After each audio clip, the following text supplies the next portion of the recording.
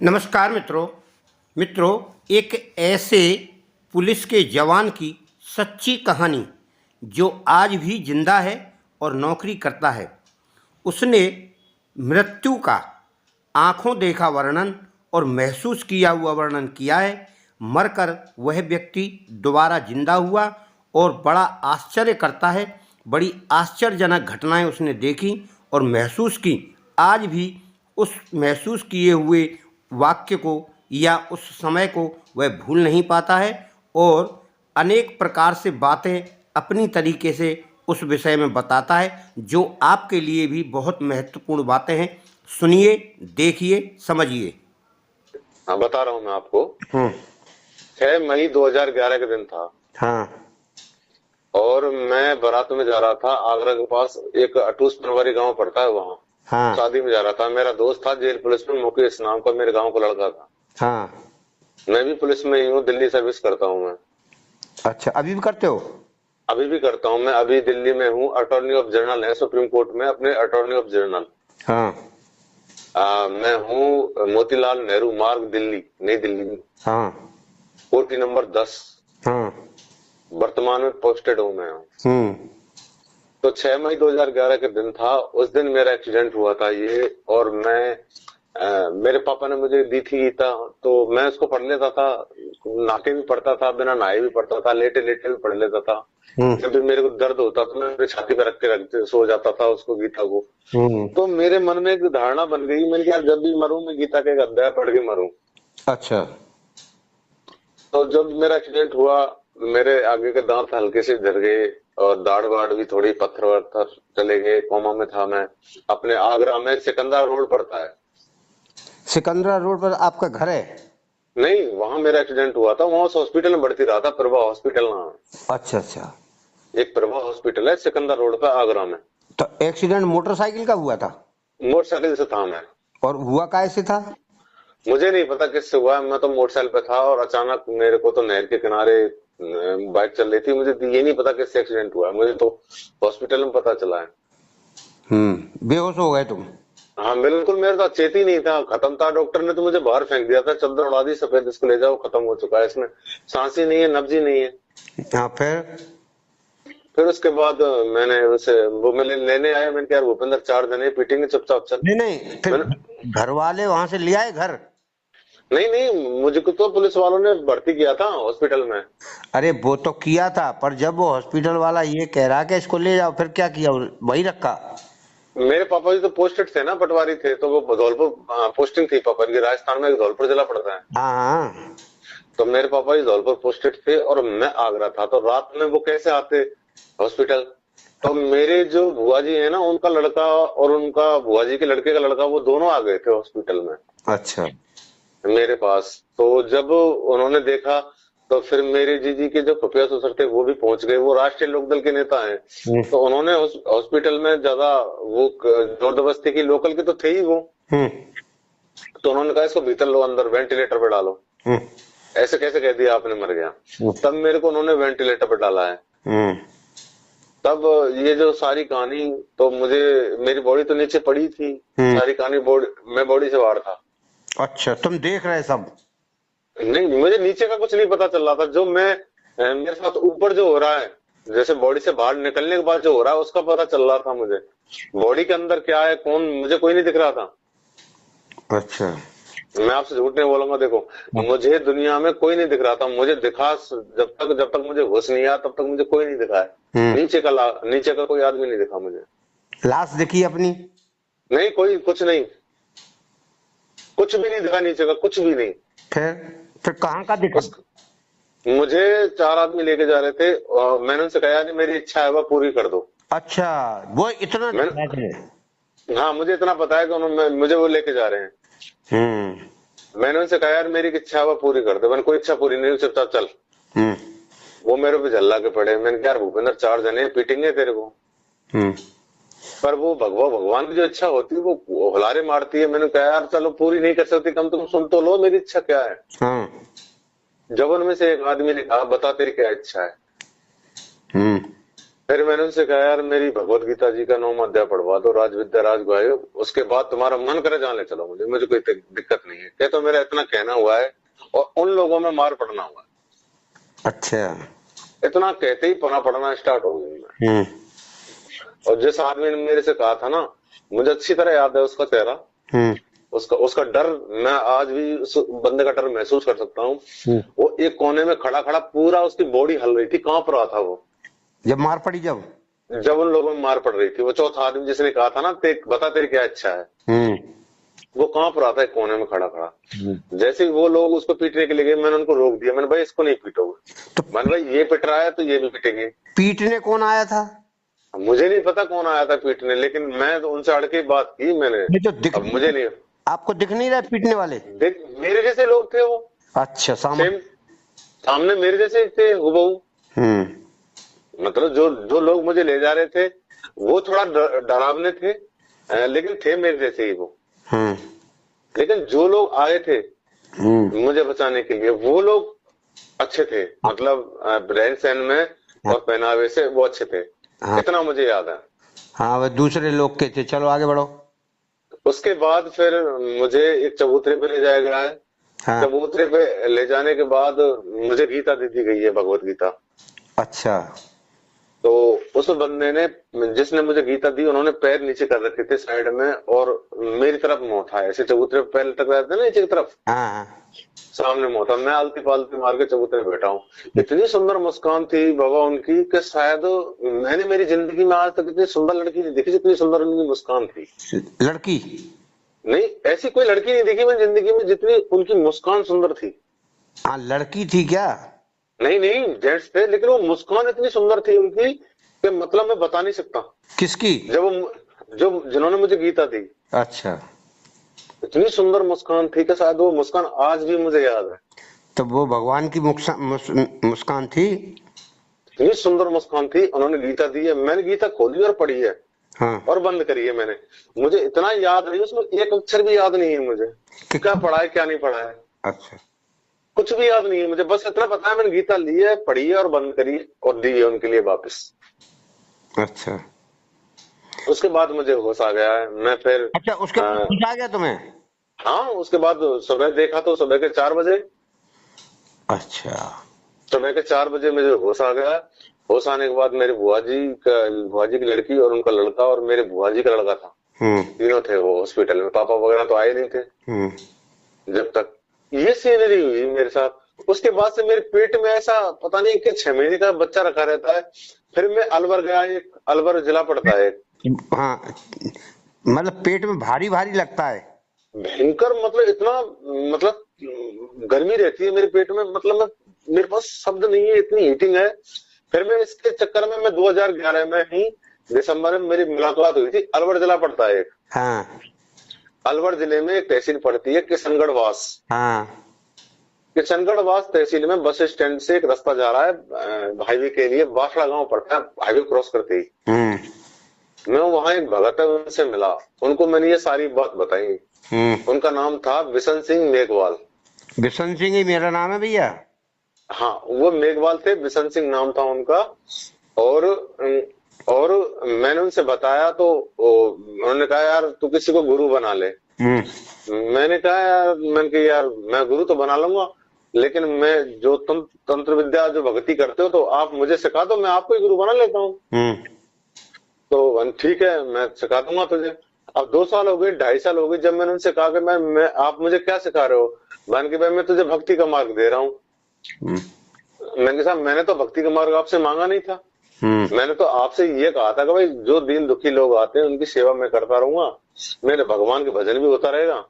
आप मुझे भक्ति का भी मार्ग दे दो और भगतगिरी का भी मार्ग दे दो, दोनों मार्ग दे दो। मान के मैं नहीं दूंगा, मेरी ताकत में से एक ताकत मैं तुझे नहीं दूंगा। उस गुरु ने मुझसे कहा। मैं ठीक है साहब, जब हमारी जब फर्स्ट में आपसे गुरु बनाने की बात तय हुई थी तो हमारी बस यही बात तय हुई थी कि आप मुझे भगतगिरी सिखाओगे, उसके बाद मैं आपको गुरु बनाऊंगा। जब आप मुझे भगतगिरी का काम नहीं सिखा रहे हो तो मैं गुरु आपको क्यों बनाऊं। फिर उन्होंने मेरे साथ गेम खेला। मेरी 3 शादी, दो शादी डिस्ट्रॉय कर दी, खत्म कर दी 2 शादी। कितने एक्सीडेंट करवा दिए मेरे, मुझे नहीं पता। हम्म। और मुझे कंफर्म पता है उसी ने करवाए हैं। लेकिन भगवान से मैं यही कहता हूँ, उसको माफ करना। हाँ ठीक है, नेकी कर दरिया में डाल। हाँ, मैं कभी ध्यान ही नहीं देता, पर इतना मुझे कंफर्म है सब गेम उसी का था।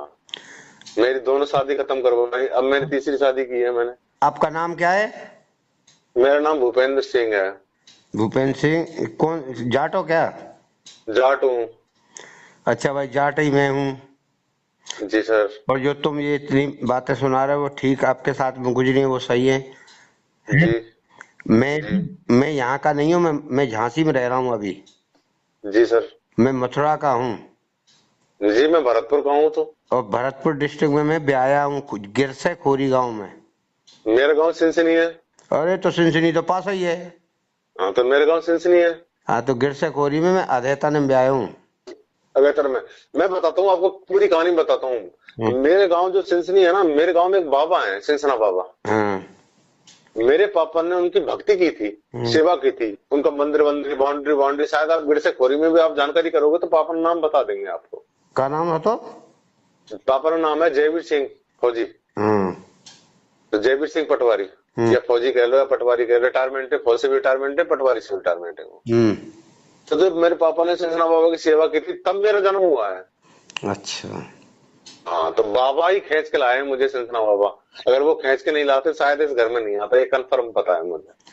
अच्छा भाई, अब ठीक है, अब एक काम करो, तुमने जो हमको ये फोन किया था वो किस मकसद से फोन किया है?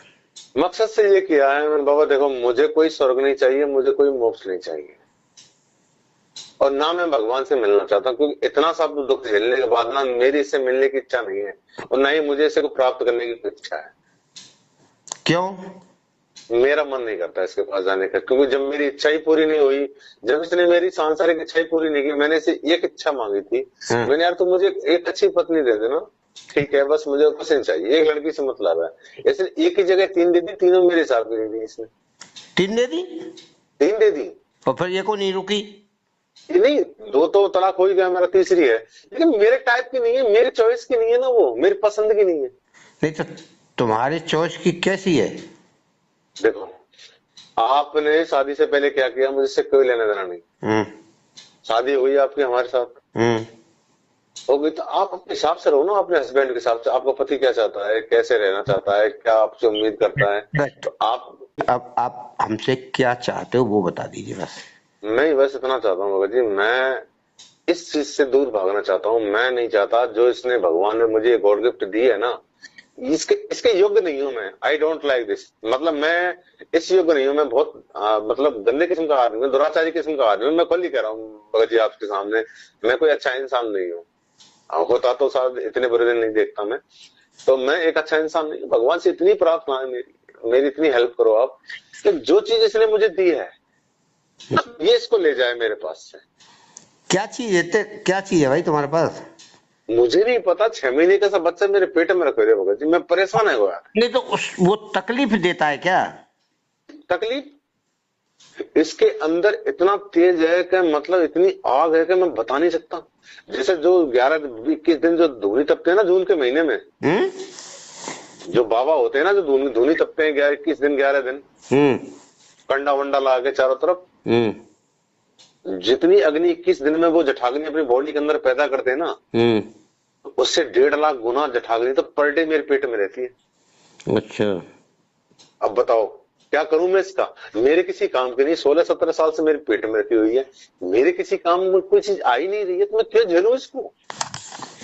नहीं तो तुमको किसी ने उपाय कुछ नहीं बताया? उपाय बता देते तो मैं कर लेता। अच्छा।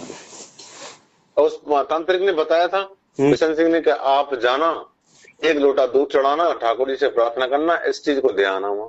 हम्म। 50 बार चला गया, अभी तक तो गई नहीं मेरे पास से। अच्छा। 50 बार गोवर्धन चला गया, प्रेम मंदिर चला गया, निधिवन चला गया। अब एक काम करो जी। तुम कहीं तो जाओ मत। हम्म। एक गुरु मंत्र ले लो हमसे। गुरु मंत्र मैंने ले रखा है। कोई बात नहीं, किसी को गुरु बनाओ। हम्म। ठीक है। जी। उस गुरु मंत्र को लेकर आपको एक माला गुरु मंत्र की जाप करना है हम्म, और उस गुरु मंत्र से अभिमंत्रित करके आपको जल पीना है डेली। अच्छा, हाँ, जब भी आपको जल पिएंगे अभिमंत्रित ही जल पिए।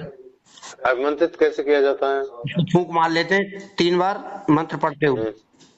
अच्छा, 3 बार मंत्र एक बार पढ़ो फूंक मारो, एक बार पढ़ो फूंक मारो, एक बार पढ़ो फूंक मारो, वो पूरा जल अभिमंत्रित करो। अच्छा, उसी को पीना है और उसी को आप अपने ऊपर जैसे तेल लगाते वैसे लगा लिए बोलते हुए, अच्छा, और 3 बार पेट पर हाथ फेरिए। जी, गीता आप पढ़िए डेली। वो तो मैं पढ़ता हूँ डेली पर डे। गीता मैं भी पढ़ता था पहले। भाई आपके पास जो शक्ति आई है वो क्यों आई है मालूम है? मुझे नहीं पता। तुमको मिला ये दूसरा जन्म। जी, मृत्यु के बाद जब भगवान ने स्वयं तुमको बचाया है, ये तो कन्फर्म है, भगवान ने बचाया मुझे। और भगवान जो गीता लेके आया वो भगवान कृष्ण लेके आया गीता। अच्छा, वो ठाकुर जी थे क्या? यस। और गीता लाएगा कौन? जब गीता का ज्ञान अर्जुन को दिया भगवान ने तो आपको भी देगा वो गीता। बिल्कुल। तो आप इसको किसी ने बताया नहीं होगा आपको ये। मेरे पापा जी से मेरी चर्चा हुई थी इस विषय पे, क्योंकि उन्होंने ही मुझे गीता दी थी। तो इस सारा जो रगड़ा है ना, ये पापा ने किया धरा है। अब क्या है कि आप अगर गीता वहां पढ़ लेते थोड़ी और, आपने थोड़ा पढ़ी और वो बंद कर दी तो सारा पाप ही जो कट जाता। अच्छा, अब वो जो पाप, ये पाप किसी पुराने पाप के कारण ऐसा तुम्हारे साथ घटना घटी है, मृत्यु हुई, जी, क्योंकि तुमने इतने दिन गीता का पाठ किया, उससे तुम्हारी जान लौटकर आई। अच्छा, वो भारी पड़ गया, उस पुराने कर्मों पे ये भारी पड़ गया गीता का ज्ञान। हाँ, गीता का ज्ञान, भक्ति। इतनी पावरफुल है गीता? यस, संपूर्ण ज्ञान है, चारों वेदों का ज्ञान है गीता में। अच्छा, भगवान ने साक्षात अपने मुंह से कहा है ना ये ज्ञान। तो मुझे एक बात बताओ, अगर मैं इतना ही नसीब वाला हूँ तो मेरे साथ ही घटनाक्रम घट रहे हैं, पहला ब्याह, दूसरा ब्याह, तीसरा ब्याह, ये क्या लफड़ा है? ये माया है सब, ये माया है। जो माया में उलझाएगा आदमी को वही है। कृष्ण ने कितनी वे रखी थी गोपिकाएं, रानियां, कोई कहीं तरस रही है, कोई कहीं तरस रही। क्या किसी से शादी किया? नहीं किया ना। नहीं ना। फिर कोई रिलेशन बनाया? नहीं ना। और सबसे, और उससे सबने शादी कर रखी थी। बिल्कुल। बल्कि हमारे इस कलयुग में मीरा ने भी करी थी, हाँ, राधा ने भी करी थी, बिल्कुल करी थी। मगर शादी किससे हुई? रुक्मिणी से।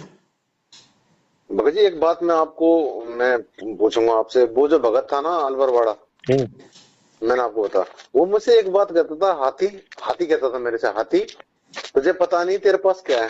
मैं कहता था, हाथी तुझे पता नहीं तू क्या लेके बैठा है? राक्षस तेरे पास ये चीज आके कैसे गई? ऐसे कहता था मेरे से। मुझसे कहता था, हाथी तेरे पास ये चीज कहां से आ गई? ये बकवास करे सब, अंदाजे मारे कछु बात। वो मेरे से कहता था, तुझे पता नहीं तू क्या लेके बैठा है?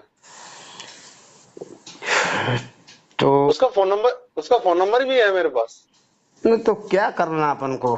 मैं उससे बात नहीं करता। मेरे को करीबन 1.5-2 साल हो गए, मैं बात करने। आपने अपने जीवन का अमूल्य अनुभव सुनाया, जो जीवन और मृत्यु से लड़कर आपने पुनः जीवन प्राप्त किया। इसके लिए हम आपको और आपके परिवार को धन्यवाद देते हैं। अगर आप जीवन में कुछ करना चाहते हैं और जन कल्याण करना चाहते हैं तो आप हमसे गुरु दीक्षा प्राप्त करें। हम आपको वह विद्या सिखाएंगे जिससे आप लोगों का कल्याण कर सकते हैं और अपने जीवन का भी कल्याण कर सकते हैं, और जो यह आपके पेट में है उससे भी आपको निजात मिल जाएगी। आपका मंगल हो।